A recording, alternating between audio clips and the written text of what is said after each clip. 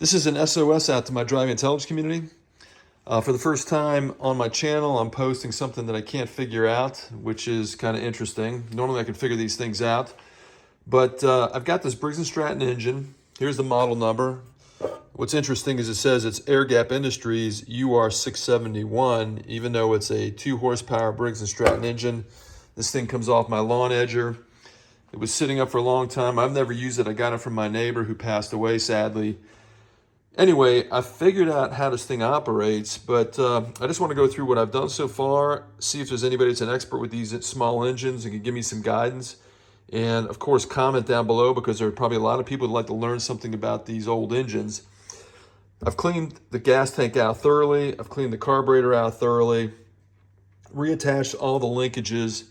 And what I've basically figured out on my own is that the throttle cable comes through here, and when I want to start, or when I want to actually get full power with this engine, the cable pulls everything forward, or I guess backwards, I should say.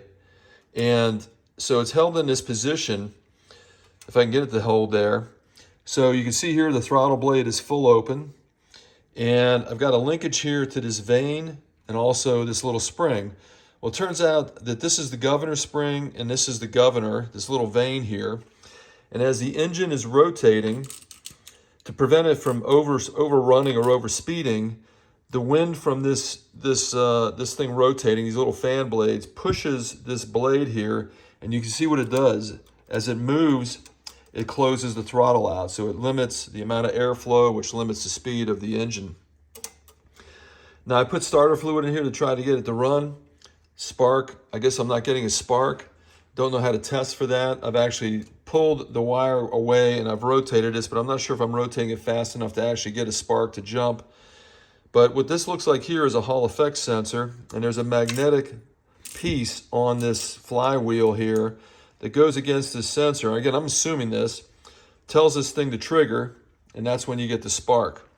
I don't know how to test this piece. This is the only thing I think that could be wrong with it, because I'm not sure if I'm getting spark here. But maybe there's somebody who can tell me a way to test that. Also, to tell me if I've got the linkage correctly attached here. The throttle cable goes in that hole, and that's what pulls it back. And again, the governor spring and the blade here are what control the overrunning of the unit. So please comment below and let me know what you think or know about these engines, what I can do with this. Are these prone to failure? I don't think so. It's a Briggs Stratton engine, especially an old one. But again, commenting below will help a lot of other people out there that are looking for solutions here. If I didn't describe all this right, it'd be great if you put that in the comment section below and help me out, help others out.